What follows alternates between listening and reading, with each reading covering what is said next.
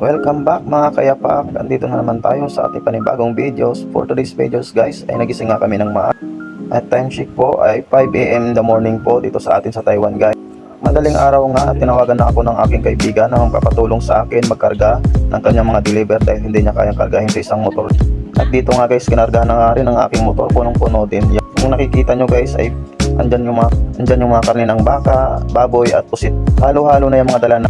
Kaya guys, paalis na kami, papunta kami ng Gangshan, tapos daan kami ng Nansu, paikot po. Kung saan po nakaabang yung aming mga customer, doon po namin dinadaan. At dito guys, sa Nansu guys ay may nakita kami ng customer namin, dito ay dinaan namin ang isang order. Ang kanya palang kinuha guys ay papaitan na baka. Pagkatapos naman ay dumiretso na naman kami sa location kung saan kami pupunta doon sa train station ng Gangshan. Dito ang pag-alis namin guys ay sobrang napakalamig nga ng hangin. Dahil nga po dito sa Taiwan ay winter na po. Mag-aalas 6 na pero madilim pa rin yung lugar ng aming dinadaanan guys. Ayan, kitang-kita nyo naman. Wala mga masyadong mga Taiwanese na kasabay guys ng mga nakamot. Dito ay may customer na naman kami guys. Ayan, dito na kami sa malapit sa Gangshan. Dito guys ay talagang kitang-kita naman na balot-balot talaga ang aming mga katawan kasi sobrang lamig po talaga. Dito nga napainom na nga ako ng kape dahil nanginginig na ang aking katawan. Ang sarap naman talaga magkape.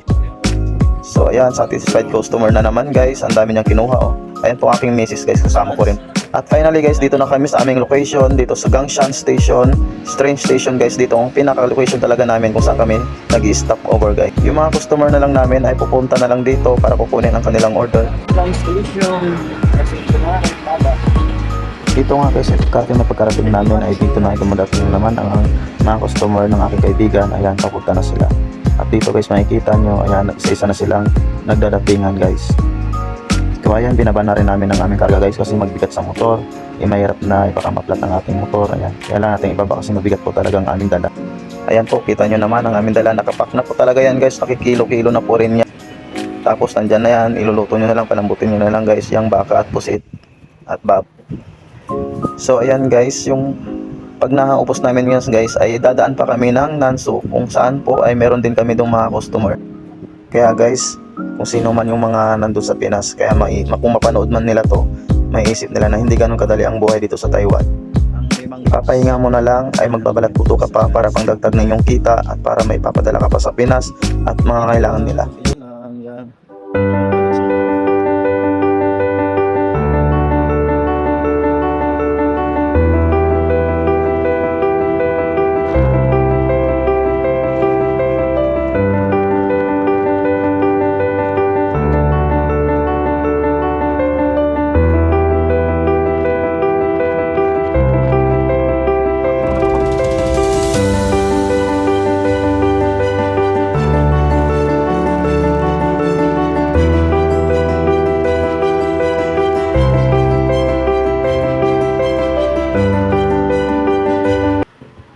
Dito ay pabalik na kami guys, ay madadaanan pa kami ng isang customer. Ayan, at kinuha niya na ang kanyang order. Dito lang siya nakaabang sa highway na kung saan pabalik na kami ng Nansu. Ayan, napakaganda pa ng kanyang motor, may karibal pa ang aking motor. At dito na nga kami guys sa Nansu guys, kung saan dito yung mga ating mga kababayan na maraming mga Pinoy at Pilipina guys. At dito sa Nansu, sa Asidorm, yan dito po kami guys. Ayan, kusa na lang po sila pupunta dito guys pagka alam nila na nandito na kami sa location. So ayan, nakikita nyo guys. Minsan po guys ay nag door to door po kami ng aming mga deliver. Kung hindi po sila makapunta sa aming location, hinahatid na lang po namin sa kanilang dorm.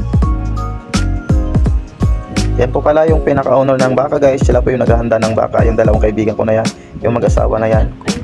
Kami naman guys, one call away naman kami. Kung kailangan nila ang tulong namin, ay tinutulungan naman namin. Pag di nila kaya yung deliver at marami na masyado yung kanilang ihatid, ay nandito naman kami at tinutulungan sila para ihatid ang kanilang mga orders para doon sa kanilang customers. Yun lang guys, bye bye. Please and share guys ng aking videos guys and follow na rin po. Thank you, God bless.